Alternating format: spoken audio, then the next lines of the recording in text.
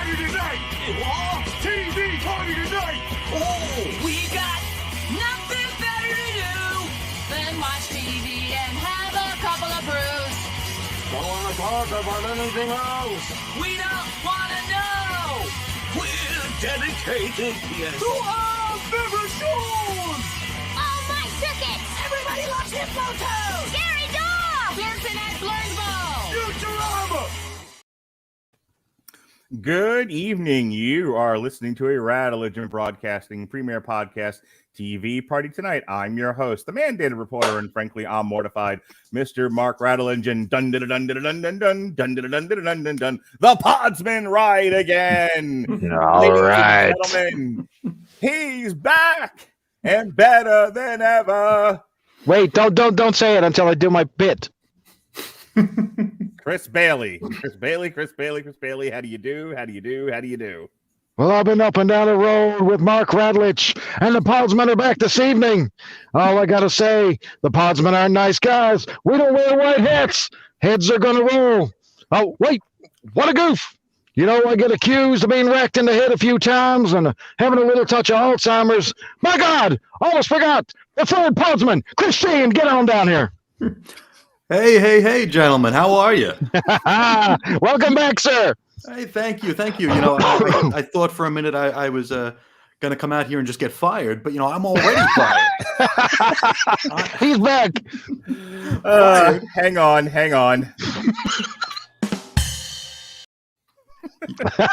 Eric Bischoff, you're a no good son of a bitch. All right, I love it. Awesome. So Bailey is Arn Anderson and Christian is Ric Flair.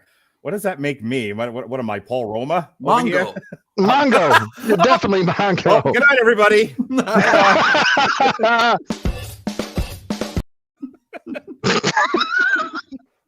Hey. Mongo. I think one of my old AOL handles was Death to Mongo at one point. There you go. Oh, there's a full Twitter account on Mongo's mess ups. So it's great. I'm sure. It's wonderful. It's all his greatest screw ups in ring, and it's fantastic. I think I want to be Tully Blanchard. Isn't he all about like hookers and cocaine? Yes, especially in his WWE's days. That's correct. Okay. Yep.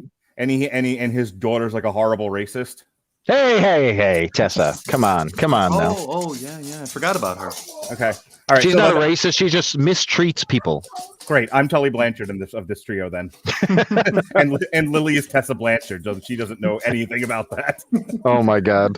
So let's talk about Survivor Series, brought to you by the WWE and presented by Red Notice, starring Dwayne Johnson, aka The Rock, God's favorite idiot Ryan Reynolds, and Gal Gadot, not as Wonder Woman.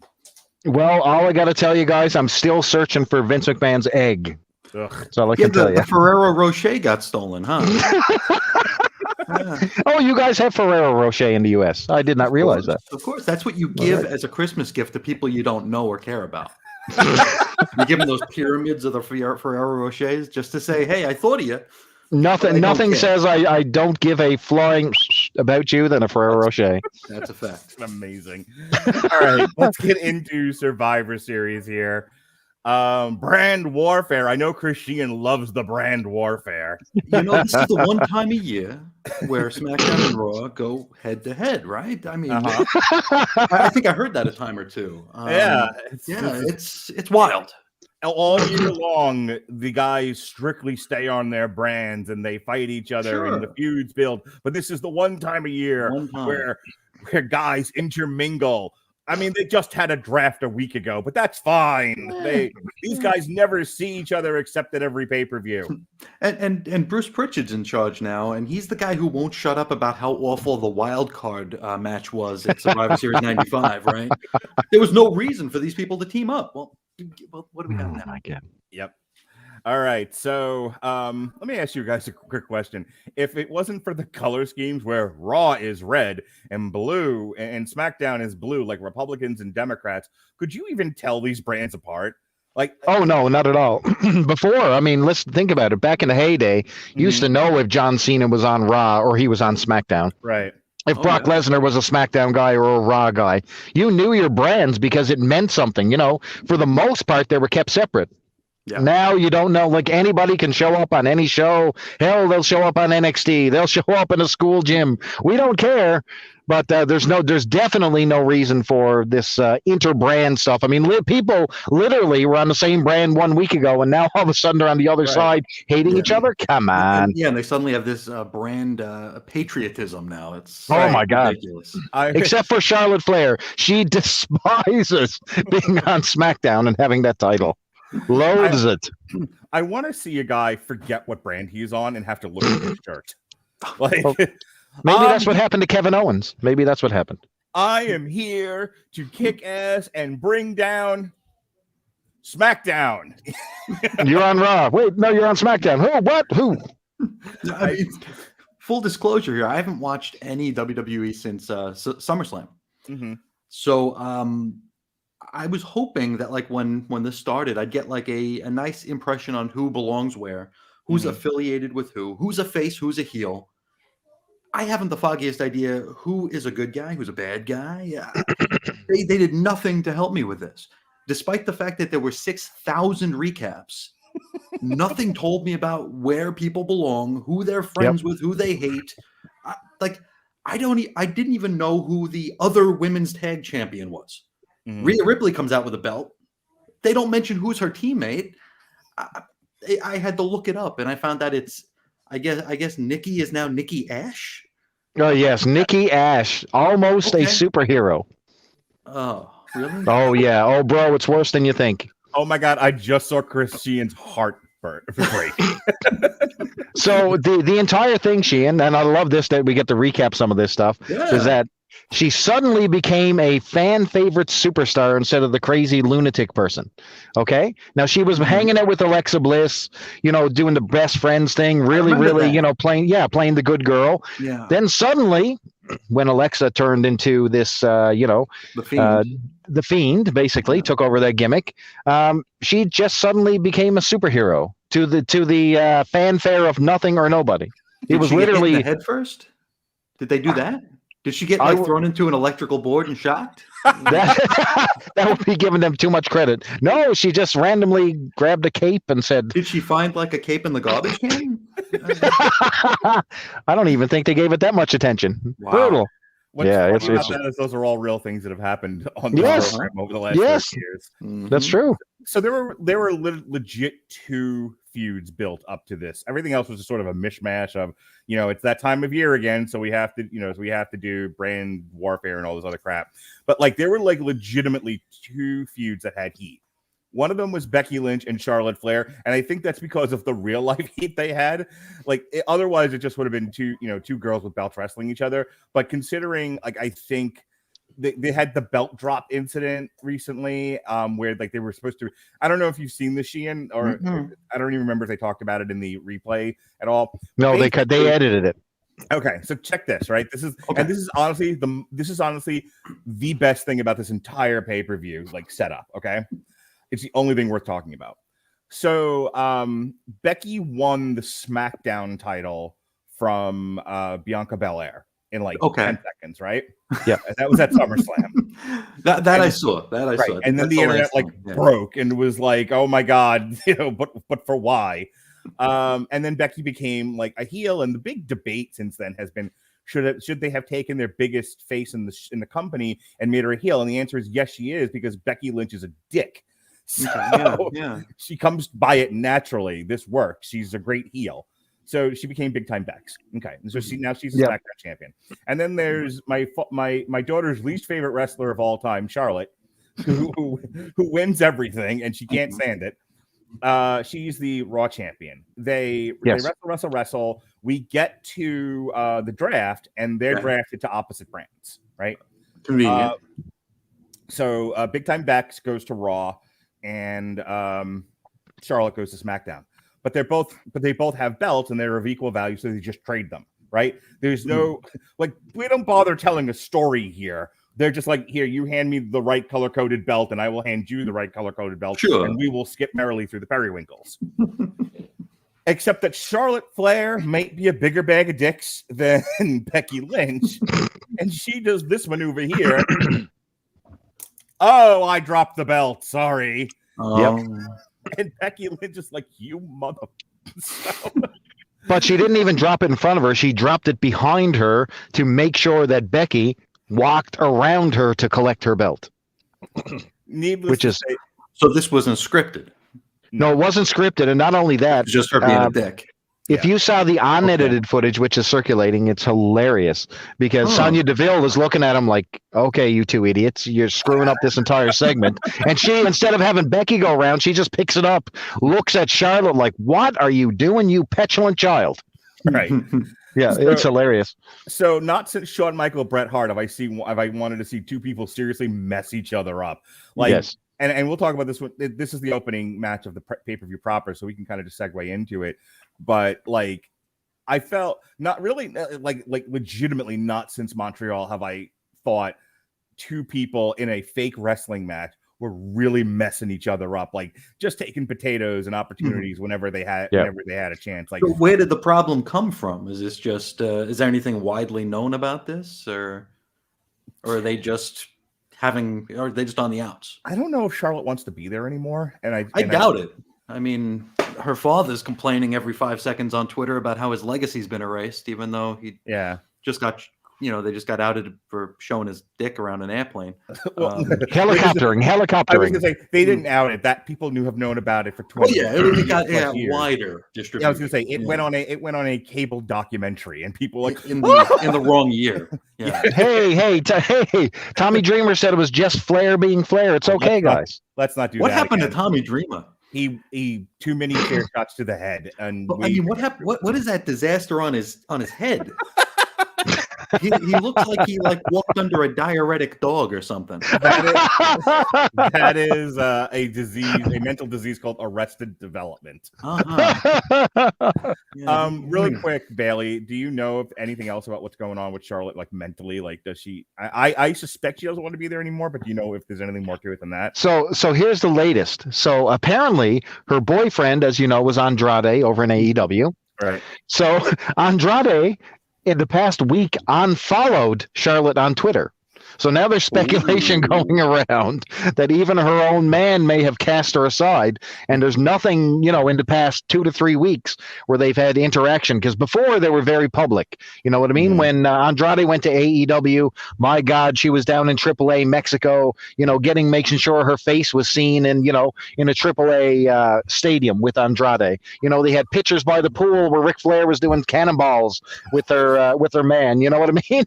They were really going out of their way to stress this relationship. Now all of a sudden, just floppy old man cannonballs. Yep, and nothing says divorce like getting unfollowed on Twitter. Woo! So all right, the other one that had any kind of heat to it, if heat's even a thing in wrestling anymore, is Roman Reigns versus Big E, and that's more because Roman Reigns is probably the best high-profile mainstream wrestler going right now in terms of character and work and consistency. Mm-hmm. His whole his group with his cousins is amazing. It's just the whole bloodline thing actually really, really works. And the only other thing that is working was the friendship among the New Day.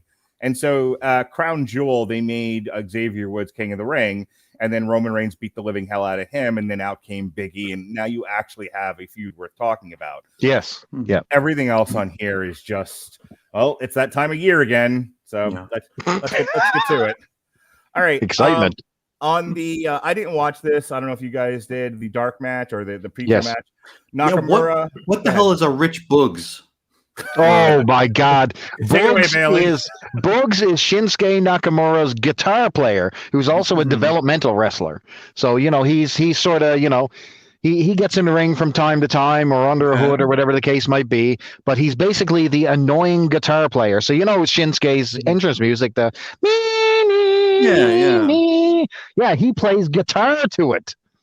And, this dickhead just follows Shinsuke around since he's been the face over on the old SmackDown roster. And, he's Boogs. That's all you need to know. Is he the guy who, played a cricket dealer or something and, won the 24/7 championship, 6 months ago? When they were doing, a cricket sponsorship? I don't – you know what? You might be right. I think you are correct. This is a storied career. I honestly had no idea. You're right. I think Sheehan is right on the money. The only difference between me and Sheehan right now in terms of like WWE wrestling is I at least watched Extreme Rules because we reviewed them. I watched Extreme Rules and I watched Crown Jewel. Crown Jewel is actually pretty good. You can go back in the archives and check that out if you're just now listening to this for the first time. And like I said, like I have come to realize that if you just don't watch the weekly programs, when you get to the monthly shows, they're not quite so bad. They're actually quite good. But yeah, there are people on these shows, and I'm like, I have no idea what tree that guy fell out of, or why he's doing what he's doing. And so, like, like we'll talk about it with the 5-on-5, like Happy Corbin.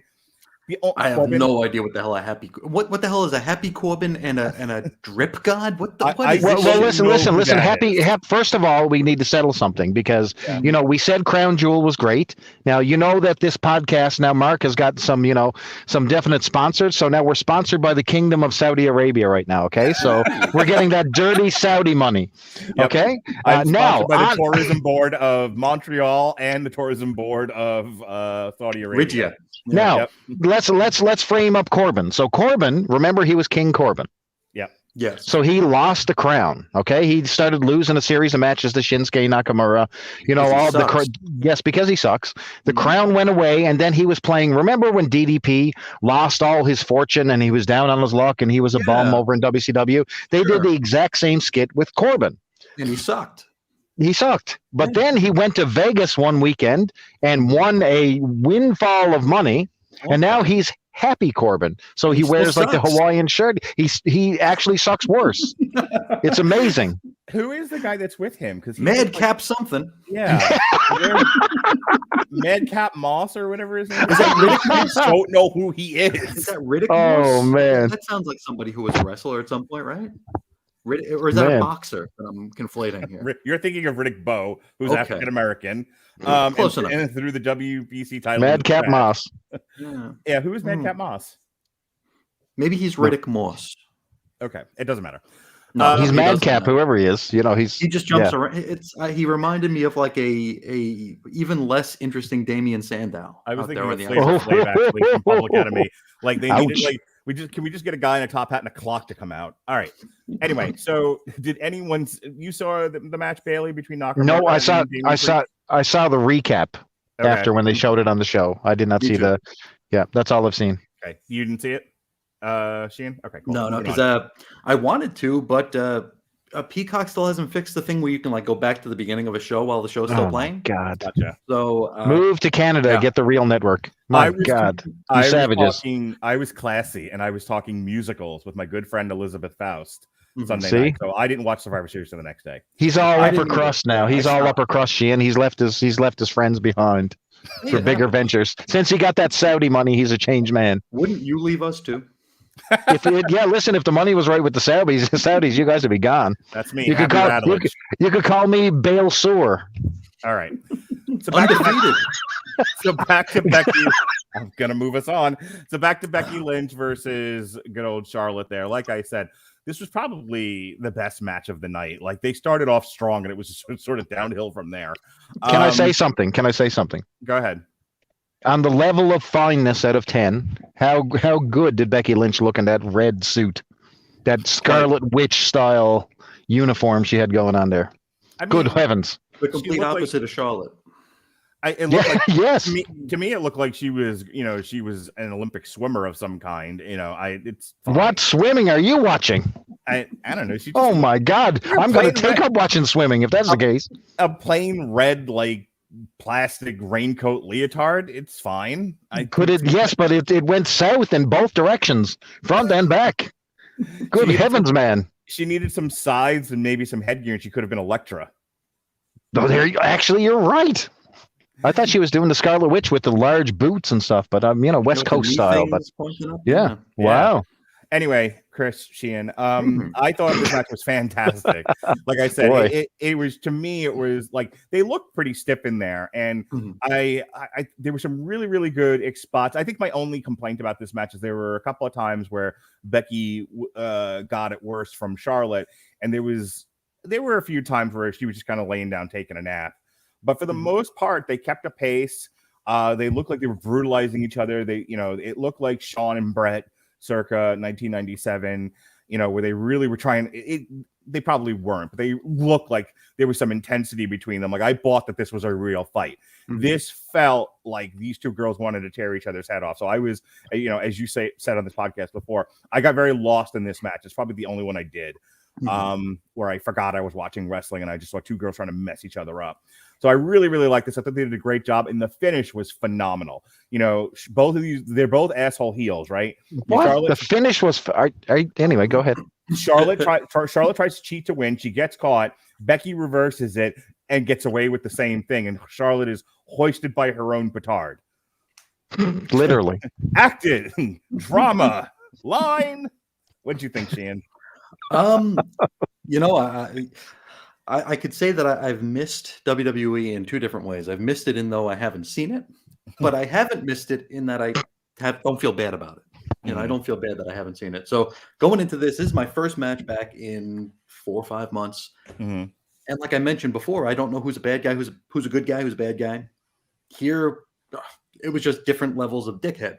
Right. And I feel like no matter what they did in the ring, I'm still getting used to the crowds being back. And the crowd was like, huh, what do we do? The crowd felt like they were like, yay. It's like, let's like you get the let's go, one of you, it just didn't, there was just no energy there for me. Mm-hmm. And having missed out on all the insider stuff, this just felt like Charlotte and Becky part 5,000. Sure. And it's the same thing we've seen before. It was sloppier than it's been before. I don't know if that was an attempt at legitimacy or heat, but it felt sloppy. That may have lended to it. Like that might be what I'm picking up on. Because even the first blow, like Becky basically fell down. Like it was like a shove, and Becky just dropped. And it's like, okay, it just felt weird. As for the ending, you had the roll up. Charlotte rolls up Becky, tries to cheat, gets flipped back. Becky rolls her up, and then as the referee hits 3, she grabs the rope to hold on. Mm-hmm. So she didn't even need to grab the rope. Yeah.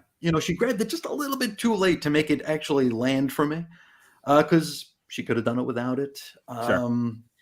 And, they built this thing up as being like the be all end all. Mm-hmm. And then have it end in a fashion where it's a cheat to win situation. Mm-hmm. I know that they can't afford to lower either of these two. Mm-hmm. And at the rate that they're releasing everybody, you got to keep the ones you still keep around. You got to make sure they're strong. Sure. Which begs the question: why have this match? Mm-hmm. Maybe put them in a tag match. Maybe do something else. But they did what they had to do. It started off hot. It started the show off hot, which was unfortunate for everyone who followed it. But it was Charlotte and Becky again. Nothing special to me. All right, Bailey, you had some problems with this. What's your issue? Charlotte doesn't handle losing well. So you knew from the time that they did the belt drop to now, when Charlotte gets that stupid smirk on her face, you know that she's insulted. Like, I'm bigger than this. They're doing it to me again. Here we go. More shenanigans in the booking department. They don't care about Charlotte Flair. She got this cockiness about her, and when she's going to lose, because she does this every single time. So when she loses, and I get the idea. So on paper, having the dirtiest player in the game's daughter, get one-upped by, the same tactics, the dirty tactics, sounds great. On the show, it looked very anticlimactic. You're like, you did all that for a roll-up and a leverage pin? I don't know. That's not the way to go. Listen, overall, the match, they didn't insult my intelligence. So, they were trying. I know that they had this built up like a work shoot. You know what I mean? This type of thing. But I don't think they went too far with it and tried to go outside of the box and do something that's, it's a shoot, brother. You know what I mean? They didn't go that far. They kept it within the context of the match, which was good. And you talked about sloppiness. I'll hit on that angle before I pack up my talk of this one. Is Charlotte ever going to hit that moonsault from the top rope? Has she ever hit it? You talked about Shawn Michaels and Bret Hart. Shawn Michaels used to hit the moonsault, okay? He used to land on Bret, like almost upside down in a tombstone position, almost perfectly. Charlotte Flair hits you with her wrist and shoves you. Why are you flipping off the top rope with a wrist? I just don't get it. But anyway, I did like the intensity. The video packages for this one really sold it. I was excited to watch it, and I thought they delivered a good match and the best match on the entire show. That's all I have to say about that. All right, Mr. Big Time Beck, Seth Rollins led his Raw team. Can you get any more annoying? I don't think so. I hate this heel. You can call him the Drip King or something, and that might help. Finn Balor, who every time I look at Finn Balor, I just, I always imagine him kind of looking behind him longingly at NXT. I think the last show I was making jokes like, come on, Finn, you have to come back to the main roster, and he's just like hanging on to the performance center. No, come on. Anyway. He's like trying to pry your kid out of Toys R Us over Christmas. No, hold on to the door. Finn Balor, Kevin Owens. Okay, so this is a funny one. So Sheehan, you were watching NXT when Austin Theory was there, right? Yes. Okay, so that was him on that team, and because I was scanning forward. Like I said, I watched it the next day, and and when the matches broke, I would scan forward to the next match, so I didn't have to see. I got a lot of the stuff with the egg I missed. All the stuff promoting The Rock, who wasn't there, I missed because I was scanning forward, and I didn't see who all was on Seth Rollins' team because when I stopped scanning, he was the last one to come out for Raw. So I'm looking in there, and I'm like, who's the guy in the '80s tights? Like, what's going on there? Like, is that Mojo Raw? I could not tell. It was also, my eyes were fucking shot. So I have to put on, I call them my cheaters. I have to wear glasses to see anything on television in my living room because I can't see detail from that far away. So, like, if there's anything print or, like I said, the detail because Kevin of a generic face. Well, that's the thing. Like, also Kevin Dunn's like camera direction, as we've all said over the past year. I don't know if the man's doing meth in the booth. Asthmatic, yeah. He's just like, woo, everything is cutting. A WWE televised production now has the editing of Batman v Superman. It is just cuts. It is all like you can't focus on anything. So anyway, I couldn't tell who that was, and then at one point they were like, "Oh, it's Austin Theory," and I'm like, first of all, is there anyone left in NXT at this point besides Rick Steiner's kid?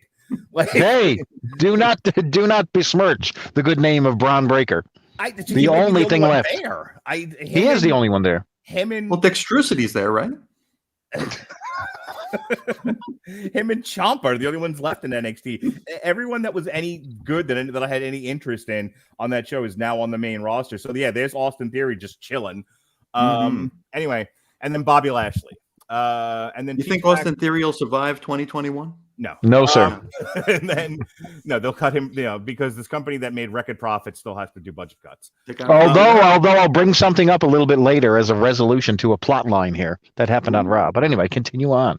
Team SmackDown was led by Braveheart, Drew McIntyre, Jeff Hardy, who's 100 years old, King Woods, Happy Corbin, who we've already talked about, and God help me, Sheamus. Like, of all the people they haven't cut, they still hang on to Sheamus. Sheamus is quality. Sheamus is great. All right, so the way this went, Kevin Owens fucked off and left and went to AEW. I bet he did. Is he actually leaving? I mean, that's the only news that's in wrestling right now. Is like, yeah, it is. Hey, it is. This person tweeted something, so I bet they're leaving. And it's like, I don't think his contract's up for a couple of months, but I would imagine if you're not 6'5" and full of muscles and 25 years old. and 25 years old, you're gone from that company by hook or by crook. Even the AEW fans, Sheehan, are starting to turn the head on the WWE castaways. I mean, even CM Punk, after like the coming of Jesus, boy, did they come very close to turning on him at that pay-per-view. Like he is like one bad applause away from being a total heel. It's insane, isn't it? I feel like I slept through this. I slept through the whole. Hey, everybody's there, and it's like, but nobody's special anymore. No, you're right. Exactly. So Kevin Owens just left, and I don't know what the story is behind that, or like how that fits into a larger narrative. Not really. I'm just recounting. Is he a heel or a face? Who knows? Finn Balor eliminated Happy Corbin. Bobby Lashley eliminated King Woods. Bobby Lashley and Drew McIntyre, Bret Hart, Lex Lugered themselves out. Sheamus eliminated Finn Balor. Austin Theory eliminated Sheamus in the one cool thing he did in this match. Jeff Hardy then eliminated Austin Theory, negating that. And Seth Rollins then eliminated 100-year-old Jeff Hardy, and he was the sole survivor. Oh my God. Raw. Ugh. Recapping it is about as much I have to say about this match, Sheehan. It was just a match. You know, we have the one traditional Survivor Series match a year, right? Right. It used to be the entire card was full of them. Then it was like, okay, we have 2 or 3 or 4. Now it's just we have the one men's and one women's because it's not about feuds anymore. It's about brand supremacy. We have one match, and we still have to do the damn double count out bullshit. Well, in defense of that, Drew McIntyre and Bobby Lashley actually were feuding. They just sure. I mean, I remember they were feuding like in January. You know? They were, right? That's when he won. That's when Lashley took the belt, right? I think I want to say Drew McIntyre took on Bobby Lashley at Crown Jewel, and Bobby Lashley. No, it was Big E. Sorry, it was Big E versus Drew McIntyre. Whatever. But yes, Bobby Lashley and Drew McIntyre were feuding at the beginning of the year. Yeah, and so they're still going. And well, that's WWE for you. It's true because they cut everybody else, so they gotta do something. Feuds don't die; they multiply. They do. So I thought that was a cop out, especially when you could see it coming from a mile away. Right. It's like, oh, they both went out. Oh, okay, here we go. Here's the thing about the count out thing. It's so inconsistent because it's like you can be on if you're brawling, you can be ringside for an hour and a half. Sure. Brawling through that crowd, and the referee's going 1. Then they stub their toe. Yeah. Yep. Negative Distracted. 5. Yeah. They're like Mr. Perfect at the end of WrestleMania 10. Looking around the ring. But when they want to do a countdown, it's the referee from the boxing match between Daffy Duck and Elmer Fudd. 1, 5, 6, 7, 10. You're out. What are we doing here? A little consistency would be nice. Anyway, you were saying. What else is there to say? Really, this was underwhelming, and I mean it's going to be because it doesn't matter. We saw Sheamus and 100-year-old Jeff Hardy team up a little bit, and it's like, oh well, didn't he just drive a car into a trailer or a train or something and say that Jeff did it when he was drunk? Right. And to quote whichever was it, Jimmy? Who was our guy here? Who's our new announcer? Jimmy Brooks. Pat McAfee. Oh my God. Michael. Was it called? Pat, okay, so the one guy, Jimmy Smith, Jimmy, the bald dude.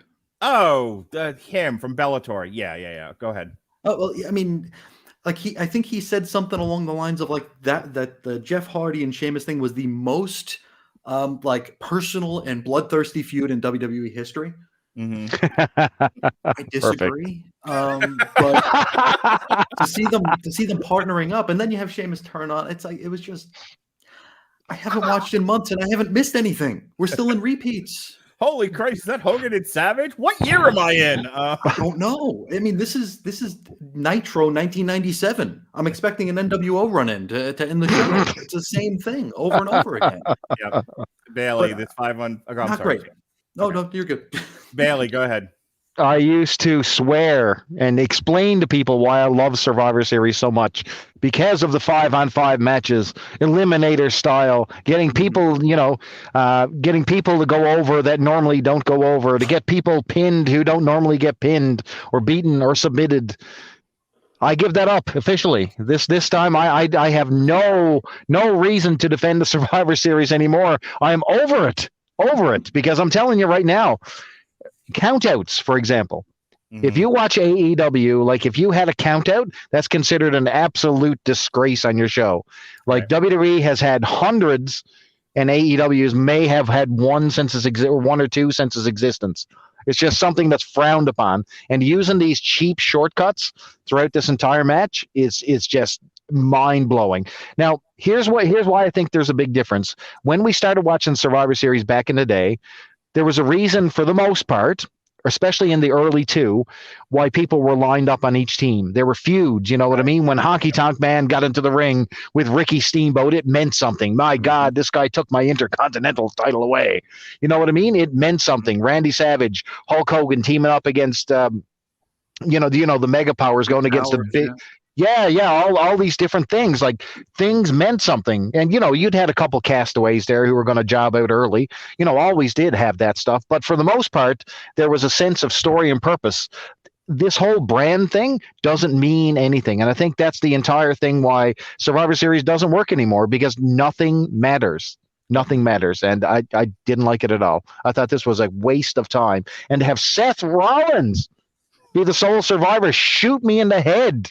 Well, not for the second year in a row, right? Jesus. Not to incur the wrath of Robert Winfrey on social media, but this is why I said, without any other knowledge, admittedly, because I understood the point that he made after the fact. But when I suggested, why don't they just have Seth Rollins win the Royal Rumble and wrestle Big E at night one of WrestleMania? He's already number one contender. Well, that's what he told me, but I was like, okay, one, I didn't know that. Two, like, I don't understand why you would have Seth Rollins win the big Survivor Series matchup if you're not going to give him a big push.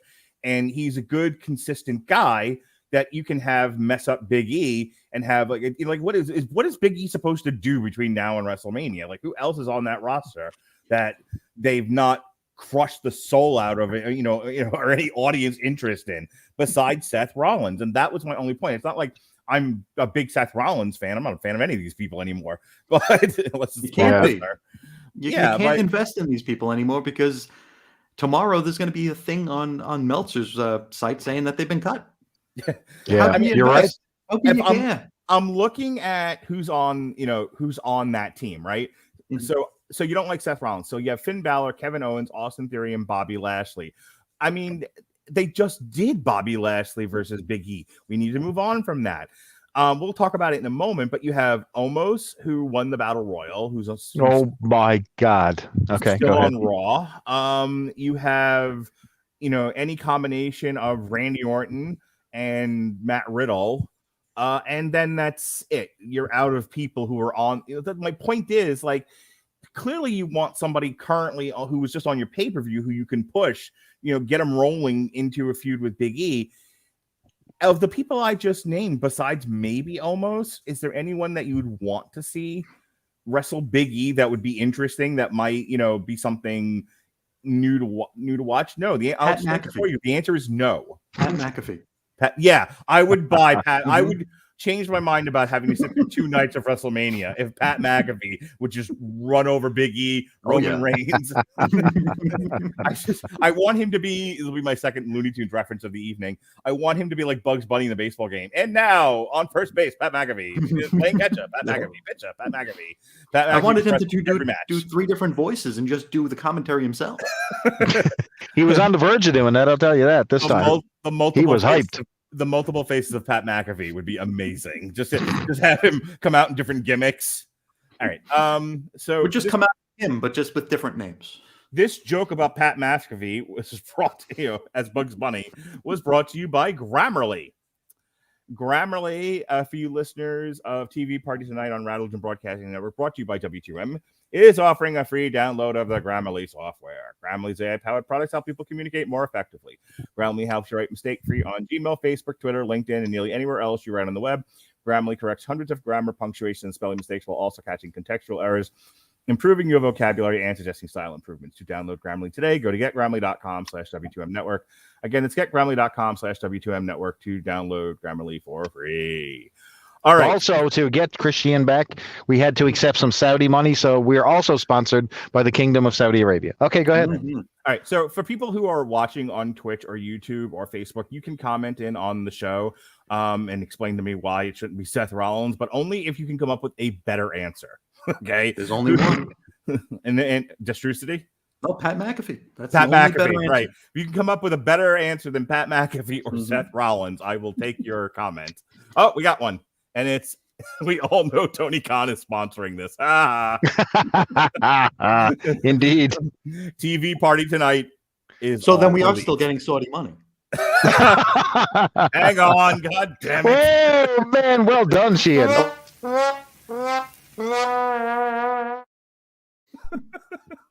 Moving on. I wanted to, before we get out of the 5-on-5 match here, I did want to cite an anniversary. Okay. 2 years ago was the day that Keith Lee was made at Survivor Series. Right. Wow. And look at how good he's doing now. He's great. The Bearcat. The Bearcat. You know, that does remind me. There is. I have a third option. Okay, so if you're watching us on YouTube or Twitch or Facebook, and you don't like Pat McAfee and you don't like Seth Rollins, here's a third option. Walter. He still has a job. He still hasn't been cut. He wasn't Me Too'd. He wasn't yes now'd. He wasn't oh Where did you get yes now? Where did that come from? That's a Newfoundland saying. If someone is like getting on with stupidity or something, someone will say yes now. You know what I mean? What does that mean in the USA? Put it into context. So yes, words. The last thing I saw was that Walter going against the grain, running up the down staircase, was not being cut, but was in fact moving to the United States to be on the main roster. And so here's the thing. If we are building towards Walter versus Big E, and I don't like to do the mindless speculation that you get on every other podcast, but we are talking about, like, if not Seth Rollins, then who? Hulk Hogan. Other than Pat Ultimate Warrior. I would take the ghost of the Ultimate Warrior, sure. But if you don't like those five Ravishing Recruit. Okay, you have another suggestion. Uh-oh. Bob Holly. There you go. Bob Holly's the guy who he main evented WrestleMania 20 already. This is true. It's true. He made Triple H tap out. I'm running out of pounds today. So Walter, moving on. And not only so Walter, but also Loki. Moving on. Senshi? That's it. Caval? I'll just wait till you're done. Let me know when you're finished. Johnny Gargano. Let's put Johnny. Angel Garza. Does he still work here? Yes, he does. So help me God, if Johnny Gargano makes the main roster and gets pushed against Big E, Jim Cornette will shoot him. that'll be the second assassination to happen in Texas. That is so funny. I'm thinking Johnny Gargano will be moved up to the main roster, and then 3 days later be fired. I hope. Johnny Organo. Oregano. Johnny Oregano. All right, moving on. So this is where the whole pay-per-view just lost me. Like, after this, I kind of this. Oh my God. Yeah, you had more patience than I did. I was into the first two matches proper. I was into the women and I was into the 5-on-5, at least as far as like, oh, what's happening here? I actually like some of these people and I'm interested to see what they're doing with them. When we got to the Battle Royal is when I went to my computer and started promoting podcasts and, doing social media stuff. So this was so bad. So this was the Rock's 25th anniversary 25-man dual branded Battle Royal, of which he did not show up for the entire pay-per-view, but boy, was his face plastered all over it. Not even by satellite. No. Not even a tweet. Couldn't even, what happened here? Couldn't even spend in a pre-packaged thing. And yes, it was in fact sponsored by Red Notice, which for Chris Sheehan's purposes, Red Notice is a movie. I thought they were promoting a match. No. Red Notice is a movie. Oh my God! Don't encourage them. Battle for the Egg. Currently streaming on Netflix, starring Dwayne Johnson, Ryan Reynolds, and Gal Gadot, and that's why, other than The Rock, that we reviewed. Yes, Jesus Christ. Yes, we reviewed Red Notice on Damn You Hollywood a week ago. Anyway, moving on. That was my initial return to wrestling here, was seeing that promo. Oh my God. And as my wife would say, scalofrios, which is goosebumps, but more in the cringe variety. It's like kind of one of those. Oh God, I mean, this is like it's a lot. It's a lot. Does anyone have anything to say about this Battle Royal that almost won? Listen, nobody so it's out-pizzas the Hut. Yes, it's sponsored by Pizza Hut. So the entire match was centered around a Pizza Hut promotion, similar to the Army of the Dead thing with did you miss the Army of the Dead thing where they had zombies attack? Sheehan? That was the last show I was on. When zombies ate the Miz. Yeah. Yes, when zombies ate the Miz. So similar thing. They're trying to incorporate sponsorships into the match. So they had to have like the Street Profits come out and throw pizza into the crowd, and they battled over the pizza. I think that's when what the hell?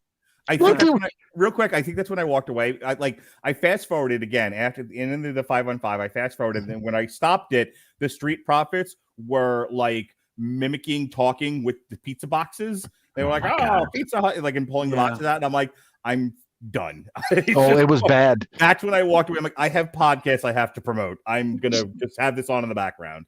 And they use this as a mechanism to propel Omos, which is one of the worst wrestlers they have right now. And they even had this defining moment. It's one of Chris Sheehan's moments, which I'm sure he'll get into in a minute, where Commander Aziz stood, head to head. I know Aziz. Yeah. He was Commander Aziz, fresh off of Raw Underground. I was going to say, Raw Underground represent here. Yeah. Right. And that was the big moment in this pay-per-view, but this was terrible. Oh my God. Never do this again, WWE. Bad, bad, bad. And listen, if someone threw fucking pizza on me, you're getting it back. That's all I'm telling you. I mean, the dry cleaning costs alone, right? I mean, yes. It's just irresponsible. Jesus. Yeah. And those Pizza Hut pizzas have very dense crusts. How much would you pay to get the Street Profits in a room alone to pound the piss out of them? How much? I mean, of all the people I want to beat up in professional wrestling right now, the Street Profits are not high on that list. But I guess who is high? Who is number one? Who do I want to beat the piss out of most? Oh, Seth Rollins. Give me 10 minutes. Well, a fan tried to do that last night on Raw, but that's another thing. I think if I had to narrow it down to at least one person, probably Cody Rhodes right now. There you go. Hey. I never missed a beat. Sheehan would agree to that. The only thing is that the rest of the world agrees with Chris Sheehan all of a sudden. I know. I'm an early bloomer here. I feel like when we're not talking about the match, we've talked about everything, but it's time to just move this on. Correct. Another one that I just kind of caught. There was somebody in this match. Not the command. Was it Baba Tunde or Booby Tundi? That was Baba Tunde. That's Commander Aziz. Oh, that's Aziz. Then who's the other Tunde, Bubba Brazil. You're talking about the giant, the Indian guy.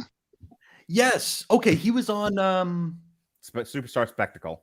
Yes. That's the one. Yes. That's him. That was awful. Okay. He's still awful. Yeah. And R-Truth did do something moderately. Yeah. Shanky. Yeah. Shanky. Yeah. R-Truth did something moderately funny. So he's still, I'm happy he's still there. Oh yeah. Me too. If R-Truth left, I'd be done. I'd probably be That's your measuring stick, folks. It is. If R-Truth left, yeah, you know what? There's an R-Truth era, and I think that's going to be sad when that ends. Yeah, that's true. RK Bro with their porn stashy mustaches Ooh. For the zillionth time in a champion versus champions tag team brand supremacy match, and they beat them in 15 minutes. On my kid's life, I couldn't tell you anything about this match except that I saw on Twitter that the RKO on one of the Usos off the top rope looked pretty damn cool. So I looked for that, and they were right. It was a nice RKO. Nothing special. Just we've seen it a million times already. Yeah, this match has been rehashed way too many times. They're intermixed. They're in indifferential between themselves. You don't have a clue where one match ends and one match begins. There's no. I don't know. Yeah, terrible. It was a good finish. Is Randy ever going to be able to grow in the sides of his beard? Randy's still good. Leave him alone. Is he on estrogen? Why the last Randy? All right. Anyway, anything else about this? Because does anyone care at this point? Like this match, no. I don't want to keep repeating the same thing, but it's like, was there anything about the Usos and RK Bro that's worth talking about? No. Okay. There's nothing. There's no stakes. There's no. It was the same match again. Right. Yeah. Not even any bragging rights because we've seen it so many times. It's like, okay, you beat us on one night. Well, now, was anyone keeping count of which brand was ahead at this point? Normally, I would be. This time, I didn't care. You couldn't tell me if Raw was up 10-1 or Raw who knows. Swept. No, they talked about it. That Raw swept every single match because Roman Reigns was going to win big at the end. But that's what happened is that Raw ran the table until we got to the main event. Right. And again, that was a lot of. It's so funny. Like I remember more for like Twitter's feedback from the night because again, I was on Twitter and I was kind of seeing. I was trying to get away from spoilers for what that's worth. But I was doing stuff related to the podcast on Twitter, and I couldn't get away from Survivor Series spoilers. And there was a lot of people complaining that why is SmackDown losing every single match on here? Yes. Robert Winfrey with the who unfortunately gets paid to watch SmackDown and write for 411 about it, is giving us his observations here. He says Nakamura beat Priest in the pre-show and Roman won the main event. So apparently Nakamura is on SmackDown. Oh, and I think Priest turned heel, right? Like he broke Boogs' guitar and then hit everybody. He did the world a favor, Chris. He did the world a favor. Oh, That's a face turn. That's a face move. I mean, all right. Boogs' guitar, I R.I.P. So in the women's 5-on-5, there was actually some stuff to talk about here as far as like people actually having a feud.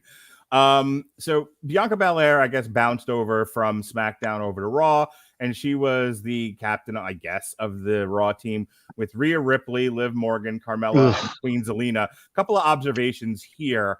Yeah, Rhea Ripley. Ugh. Go ahead. So Zelina, so my wife pointed this out to me. She's really, really funny. They're all like talking crap to each other. They're all yelling at each other from across the ring, trying to like recreate that NXT War Games moment, I guess. And Queen Zelina, so Sheehan at Crown Jewel, right, was the finals of the King of the Ring. They also did like a Queen of the Ring tournament, which Zelina Vega won. That explains why she was Queen Zelina, huh? Correct. And so all the girls are jaw jacking at each other, but there's Queen Zelina just doing the Diana wave. Like not participating in it at all, like maintaining Queen's composure. It's really funny. Also, my wife and I were talking about like Rhea Ripley, and I had to like show her pictures of when Rhea Ripley was blonde when she was first in, at the Performance Center and everything, and how much different she looked. But like, I guess because of who else Rhea Ripley has wrestled, I never noticed it before until last night, how much broader she is than every other woman there. Like huge shoulders. Every other woman on that roster looks just like a normal girl, like a normal hot girl. Rhea Ripley actually looks like a big boned, like athletic female. The only other one that even comes close is Bianca Belair, who is like just crazy muscular. Sure. Like Bianca Belair is in like super duper shape. But even like, I think if you strip down Bianca Belair or like stripped her of her muscles, she wouldn't quite have the bone structure and stature of Rhea Ripley. Like you look at her back, which was really prominently featured in the outfit that she was wearing. Holy Christ, her shoulders go from Los Angeles to New York.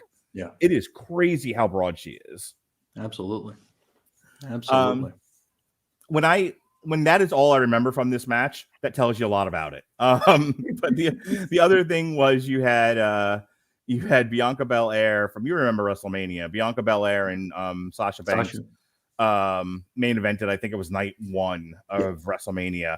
So and then Sasha Banks, take a drink if every time you hear the words Sasha Banks injured herself because she's 90 pounds and made of tissue.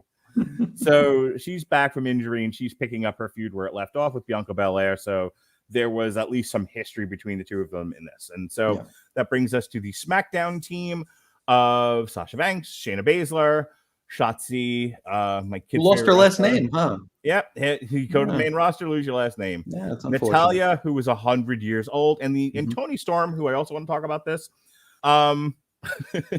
Sasha Banks, aka Roger the Alien from American Dad, who I shared that with my wife that night, and that one of our friends thinks that Sasha Banks looks like Roger the Alien, and she's like, "Wow, now I can't unsee that."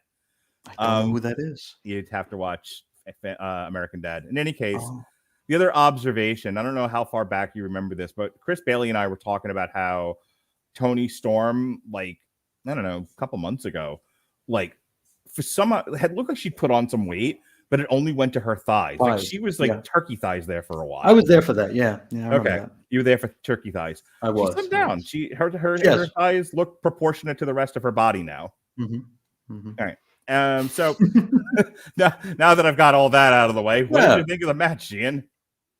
It was a match. I mean, this was like the other moment.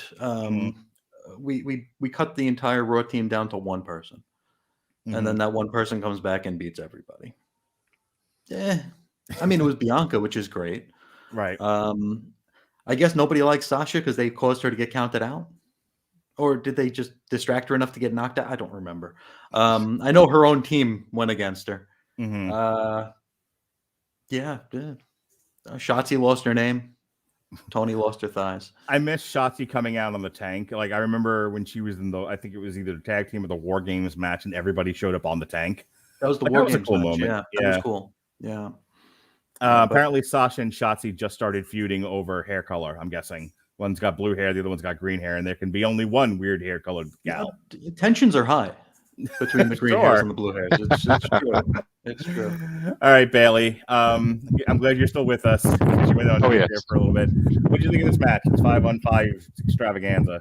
Brother, this was rough. This is about as rough as you could get for a Survivor Series match. I mean, sloppiness. They seemed like they were out of sync.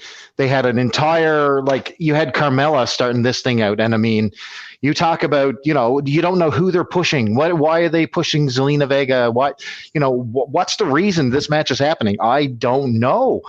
And, I was absolutely disgusted with this one. I couldn't wait to get it off my screen.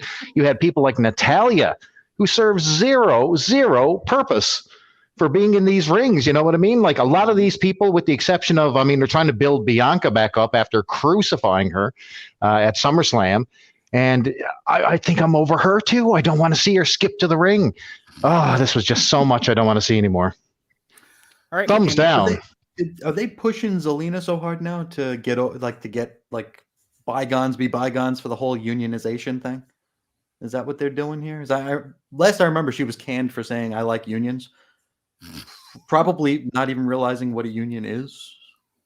Yeah, I don't know. Maybe. Bailey, you got anything? I don't know anything about the union thing. Well, she said that she supports unions, and then she got canned the next day. And then they brought her back, and it was like a big to-do. Yeah, I remember the facts of what you're talking about.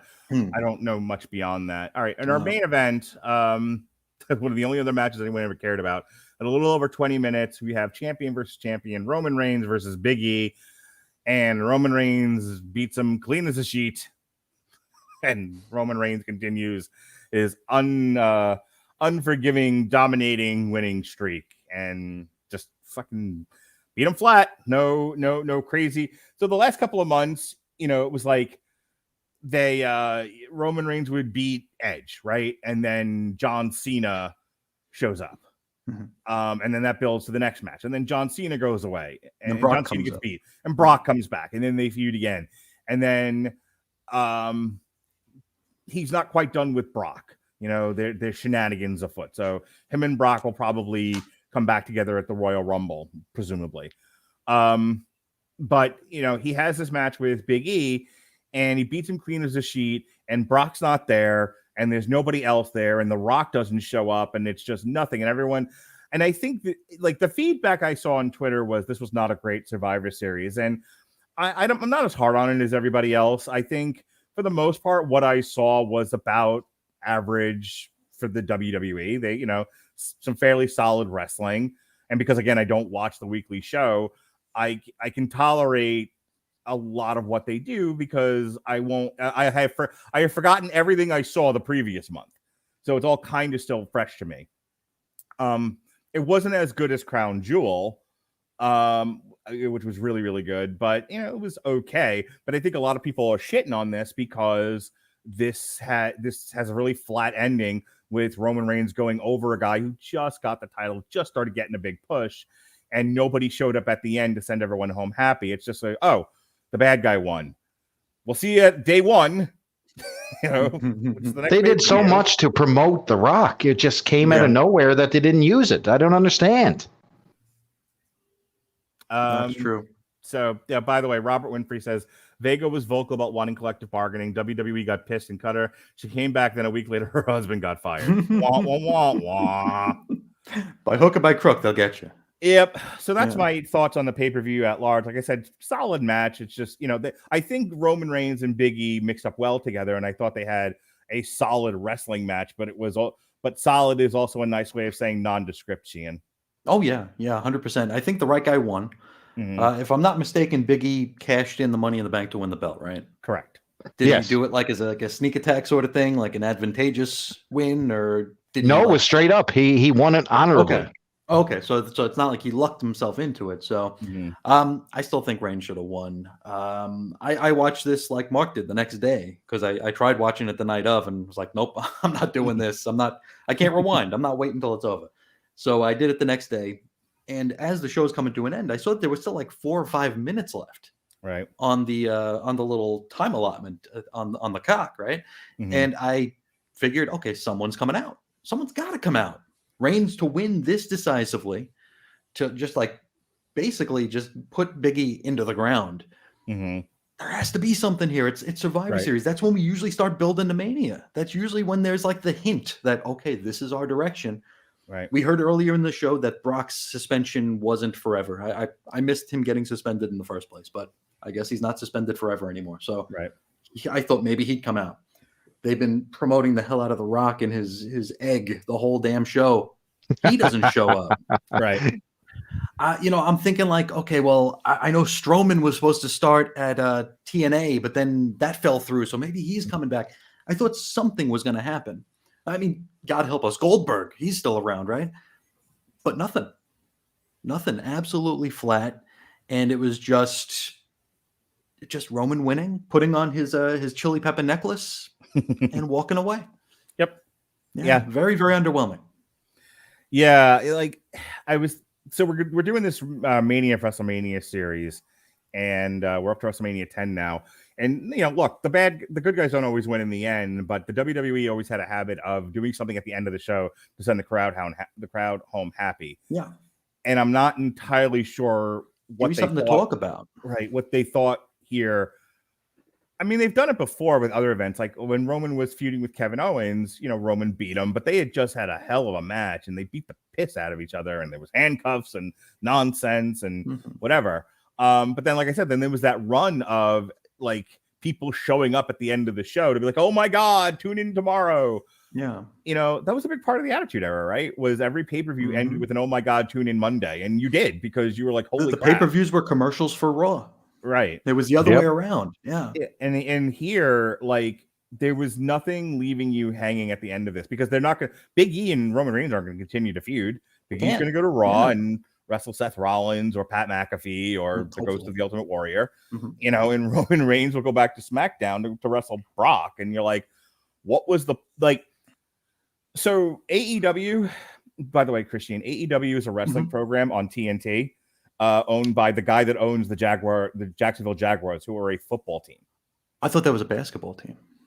I know that the guy who is the guy who's spending his daddy's money on it has like one of the most punchable faces on the planet. That's him. That's the very same. Okay. They do these special episodes of Dynamite that are basically like the old Clash of the Champions or like mini pay-per-views, or like the NXT, Halloween Havoc dealies. Yeah, right. This Survivor Series felt like one of those. Like, this should have been a very special episode of Raw, not a monthly pay-per-view special event. There was nothing. I agree.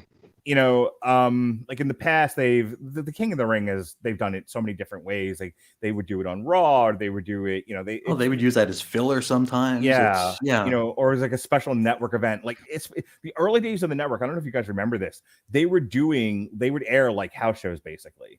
Absolutely. Even some like international tours, like they had, Brock Lesnar in Japan. You know what I mean? It was great stuff.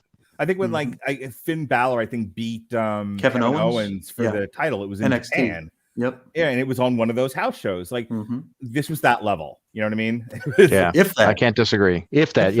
Yeah, so. I mean, even the production values here, like they would do like like someone would go out of the ring and they would do like that pan back, and I was expecting Michael Cole to say Raw rolls on after this, right? It's like, but it's a pay-per-view. Why are we still using the same old hackneyed production values from a TV show? This is special. This is different. Right. Something we're paying to see. And if you're not going to make it special, then don't run it. Don't do the Survivor Series then. Yeah. Call it Ham Sandwich, call it Great Balls of Fire, call it something else. It doesn't really matter at this point. They do? They did bragging rights back in the day. Just oh my God, how generic. Exactly. Honestly, didn't we have like a fatal 4-way pay-per-view once? Oh my God, we did. Yeah. Yeah. these, like I said, Crown Jewel felt special. First of all, there was like 97 gimmick matches on Crown Jewel. Mhm. And then the month before that was Extreme Rules. And Chris and I talked about how there was like maybe 1 or 2 gimmicks on Extreme Rules. It wasn't quite as extreme. My point, like even like SummerSlam felt somewhat special. Like if you're going to do these monthly events, you really got to pick them up and make them something memorable about it. Yeah, because this one was without, we talk about the moments. This one was without moments altogether. Yeah, this was momentless. This was a 4 to almost 5 hour episode of either one of the shows, which is not supposed to be. So from 1995. Bailey, I'm going to give you the last word here. Anything else left to say about Roman Reigns versus Big E or the show, or if you want to talk about Pat McAfee some more? I think I'm going to echo what you guys said. I mean, you talk about, there was nothing really to come out of this. I too was waiting for something to happen. I mean, the build was on, the buzz was on that The Rock was going to make an appearance in some form or fashion, or that Brock was going to return. There was buzz in the air.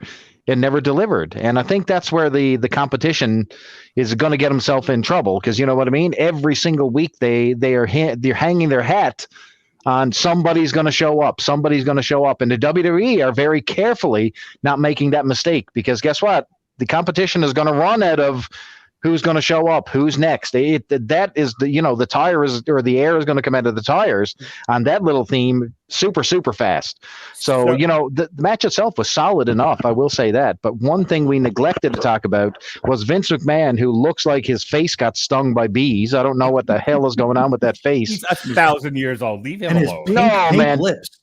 He's got Botox so bad, like his bottom of his face is contorted. And anyway, he had this egg, and the egg went missing, and he put almost like a bounty on it. And the person who,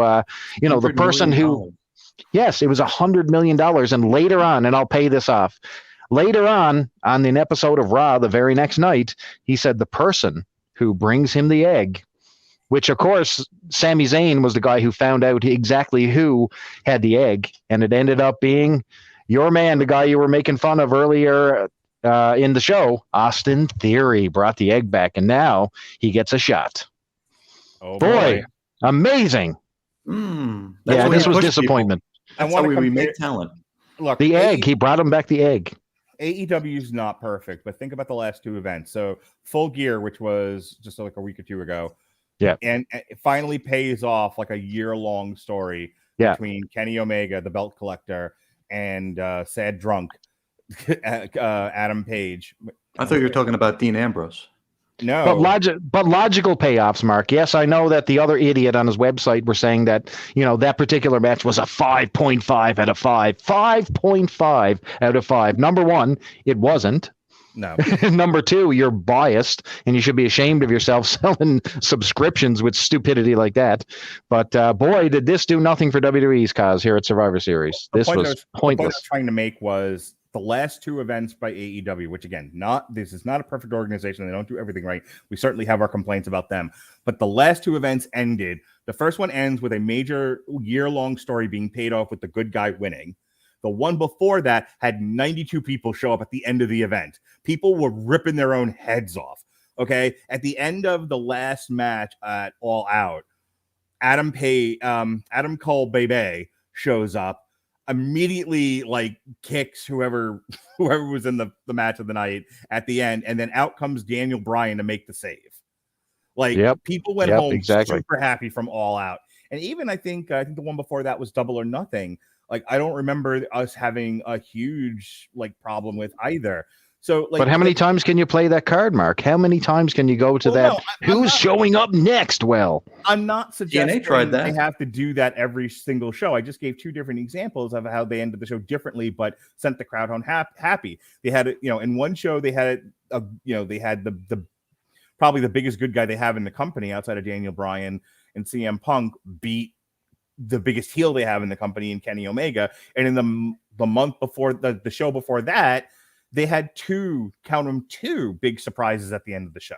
So my point is, if you're doing a side-by-side comparison of AEW to WWE, and you're trying to figure out why is AEW getting all this buzz and WWE isn't, I just gave you a reason. The reason is AEW tends to create happy buzz at the end of their big shows where people are paying attention to them, and the WWE basically creates a monthly third show that isn't special in any kind of way, which is a giant frustration I have. I'll let you guys respond to that and we'll get out of here. Chris? Well, think about this. You think you would have had, like, if they were advertising The Rock, to me, you wouldn't have him show up at the pay-per-view, obviously, but would it kill him to do a video as Reigns is walking out, the Titantron glows up, it's The Rock, and he basically says, I'm looking at you, brother. I'm looking at you. You know what I mean? Look, I tend not to fanboy out these days about anything, but how great would it have been? What kind of a different conversation would it have been had The Rock just run down there and like rock bottomed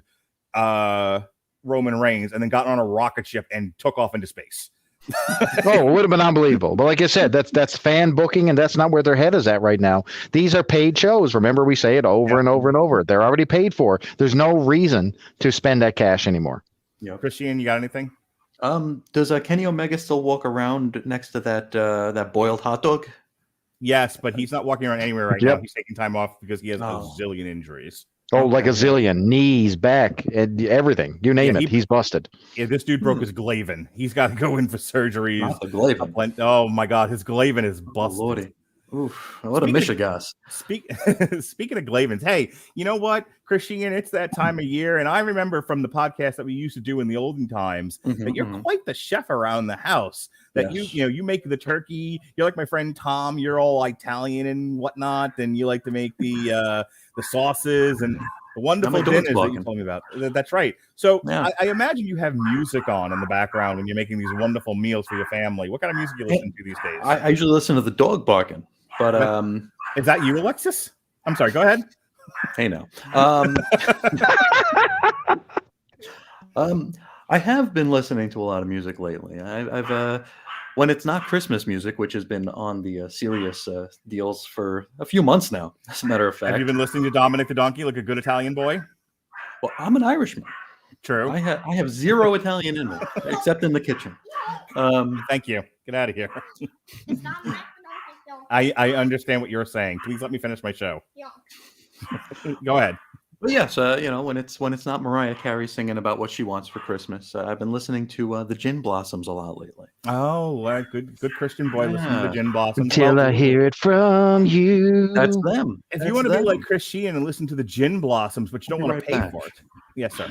But don't want to pay for it, we happen to be giving away a free 30-day trial of the Amazon Music Unlimited service. If you click the link in the description of this podcast at getamazonmusic.com/W2M Network, you can stream unlimitedly for free for 30 days. You can listen to all the Gin Blossoms, all the Christmas music, Dominic the Donkey, Mariah Carey, anything you like. At the end of that 30 days, if you want, you keep it. You pay the monthly fee. If not, you can cancel. No fuss, no muss. It's really a great service. We use it all the time on the Metal Hammer of Doom. It is fan-frickin-tastic. So go ahead and give that a shot. Click the link, getamazonmusic.com/W2M Network. All right. Chris Bailey, please come out of your wind tunnel and tell us what's going on in your world. I'm not in a wind tunnel, kind sir. I will tell you that. Listen, I got lots going on. We're trying to get together with Mr. Chris Sheehan, and we're talking about, guess what we're going to do? Everybody's favorite podcast, right, Sheehan? Yesterdays. Everybody's favorite podcast. See, Sheehan agrees with me. I'm usually the one pitching this to nobody over on the show, but Questerdays will return for episode 8. So we got that in the cooker as well. And then I'm going to ride off into the sunset, like Mark Radulich says, to hide deliberately in December. So boy, do I got a pressure cooker at work coming. But anyway, I managed to survive. So I may join you boys in December if I could find a closet to hide in or a bathtub to duck in. Who knows? Well, I was going to say, Chris Sheehan actually kicked Chris Bailey through the barbershop window. And, because Chris Sheehan, he actually jumped through because he's a coward.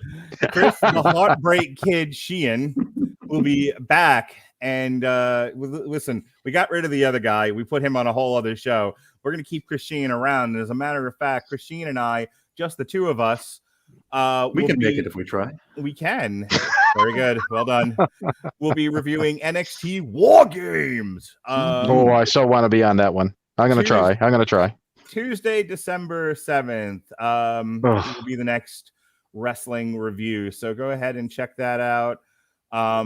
If you're like, but what about Harry? Harry's not gone. He's just not on these shows anymore. So Harry and I will be doing a separate one for Final Battle and Beyond Wrestling Fight Forever, and that's going to be late night, December 12th. You go ahead and then you're doing every episode of Raw and Nitro, are you not? Every one. Nope. We need a 75th Monday Night Wars podcast, and that's what I told him. No, hey, hey, Harry. So yeah, those are our next 2 wrestling reviews as near as I can tell. Plus, we've got somewhere in here a Mania of WrestleMania that we'll be doing at some point. So W2Mnet.com for all the podcasts here. My stuff, Sean Garmer's stuff, Eric Watkins stuff. To Talk the Keki, that wrestling show, it's all there. We're on every podcatcher. We're on YouTube. We stream live on Twitch. W2Mnet.com. Chris Sheehan, you have a podcast. You're like all X-lapsed and shit. I am, and I just finally got my microwave. We've been waiting for this microwave since July. Fantastic. And it's here. It's finally here. What's the first thing you're going to make in your microwave? Is it a burrito? Tell me it's a burrito. I'm not sure. I might take my my home warranty paperwork, put it in there, and just cook that. Hey, Fidelity home warranty, suck my dick. Well, there goes our monetization. Hey, sorry. Suck my podcast. That's what I do. That's what I do every single day. There's a new show at chrisisoninfiniteearths.com, chrisandreggie.podbean.com. The show that I do most often is X-Lapsed, going through the current year X-Men stuff. But I'm caught up there, so half the month has to be dedicated to something else, and that is the Essential X-Lapsed, where I went back to the Silver Age and started with X-Men #1. Oh, that's a fun one. It takes a hell of a lot of time to do, but it's a fun one. Where I go through the Silver Age issues, all the X-Men appearances, all the notable X-Men appearances. I include the original letters pages, the bullpen bulletin, so you get all the very salty Stan Lee dialogue from the early 60s, where he's constantly calling out the competition. It's very, very entertaining to read. Hopefully entertaining to hear. Did I tell you I talked about you with elementary school children? I talked really? About you specifically. Yes, you specifically. How about that? You are always in my heart, Christian, and your 12-hour podcast that you put together. Yes. Someone asked me how. So I had to go to the Great American Teach-In was this past week, and I went to my kid's school, and they asked me to talk about podcasting because nobody here wants to hear about what I do for an actual job. Of course. So I talked to the 2nd grade class and the 5th grade class about podcasting, and I actually showed one I did with my son, and it was fun. So the 5th graders were like, I had like tons of questions for me, and one of the questions was, how long should a podcast be? And I said 22 minutes. But oh my God. But I said it actually can be as long as you need it to be, as long as you want it to be. Some people like longer ones, some people like shorter ones. There's no right answer. And they were like, what's the longest one you ever did? And I said, well, this maniac I know, Chris Sheehan, did a 12-hour podcast. And like one of the kids just fell over. Another one ran out the door. Kids were jumping out of the window. They were like, what the hell does a 12-hour podcast? And I was like, Chris Sheehan did a 12-hour podcast, ladies and gentlemen. Sponsored by Guantanamo Bay. And people listen to it. So you can go 22 minutes, you can go 7 minutes, you can go 12 hours like Chris Sheehan. And I talk Broadway marathon man. Yeah. Yep. So just know that elementary school kids, you have influenced them. You have influenced that? Or I've dissuaded them. I've scared them away. Over the next generation of podcasters. Well, if this is 22 minutes, if that's the best, if that's what a podcast is supposed to be, this could be literally a mini series that you could like dissect and edit and turn this into like a month-long affair here. Perfect. Yeah, I don't have good. time. And, all right. So yeah, Quester Days and Chris is on Infinite Earths. Anything else you got going on? There's another couple of monthly shows that I do. We do the Quester Day show, me and Mr. Bailey there. I also do a show called To the Choir, where we talk about Preacher, the old Vertigo Garth Ennis series. Are you shitting me? You started a Preacher series? Yeah, we're a couple episodes in. Cool. It's good. Yeah, it's good. It's a fun one. That's me and my buddy Dave Schultz doing that one. It's my first time ever reading Preacher, and he's read it multiple times.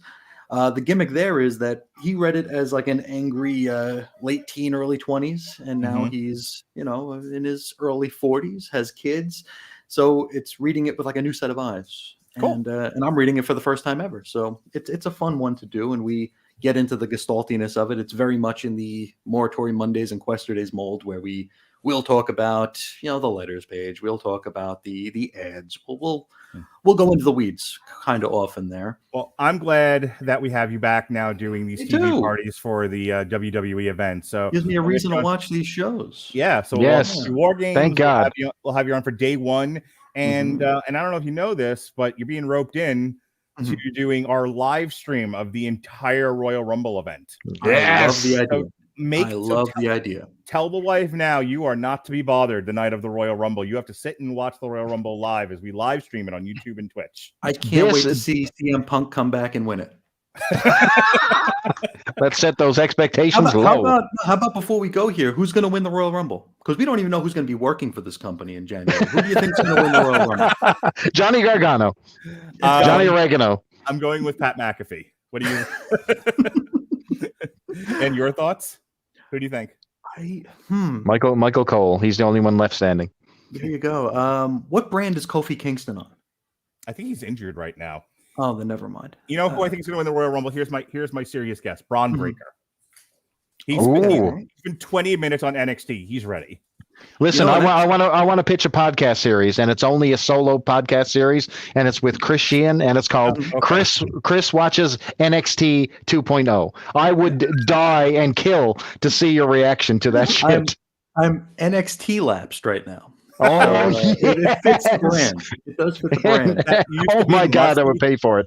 That used to be my first day off. Would always be the first thing. I would get up in the morning. I would get my coffee and I would sit down and I would catch up on AEW and NXT.